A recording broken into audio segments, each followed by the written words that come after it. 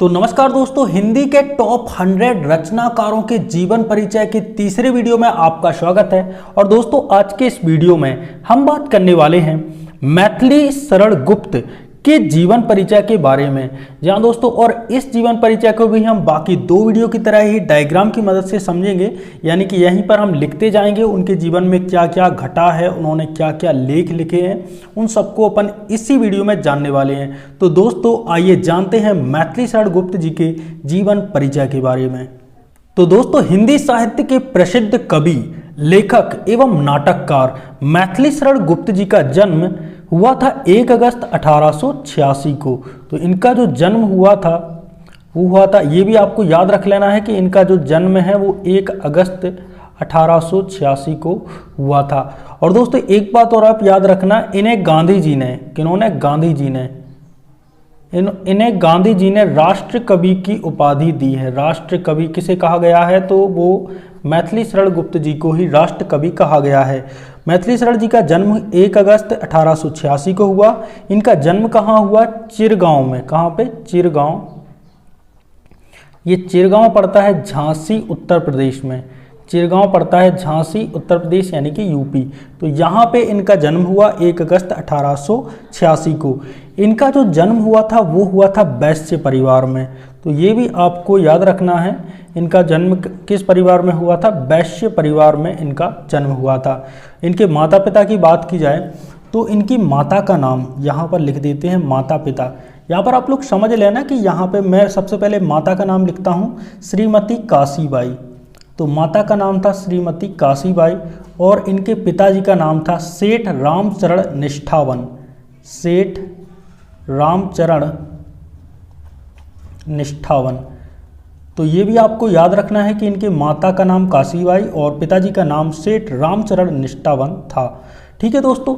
और दोस्तों, इन्होंने जो अपनी रचनाएं की, इनकी जो मैथिली शरण गुप्त जी थे, इनकी प्रमुख जो भाषा थी वो भी आपको याद रखना है। तो इनकी जो प्रमुख रचनाओं की भाषा थी वो थी ब्रज भाषा, साथ में बुंदेलखंड से थे तो खड़ी बोली, और बुंदेलखंड से थे इसलिए बुंदेलखंडी भी। ठीक है, 3 भाषाओं में आप मान सकते हैं कि इन्होंने अपनी रचनाएं लिखी, ब्रजभाषा, खड़ी बोली, बुंदेलखंडी। साथ ही दोस्तों, मैथिली शरण गुप्त जी को काव्य क्षेत्र का जो शिरोमणि है वो भी कहा जाता है, यानी कि दोस्तों इन्हें काव्य क्षेत्र का शिरोमणि कहा जाता है। और ये दोस्तों देश से बहुत ही ज़्यादा देश प्रेम करते थे और इनकी कविताओं में देश प्रेम झलकता है।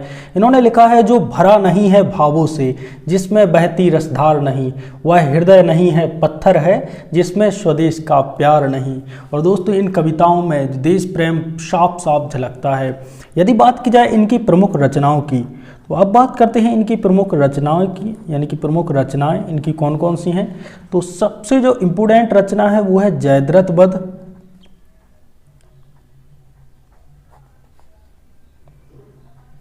जयद्रथ वध ये लिखी थी 1910 में। इसके बाद जो दूसरी ज़्यादा इम्पोर्टेंट रचना है वो है भारत भारती। भारत भारती 1912 में। इसके बाद पंचवटी।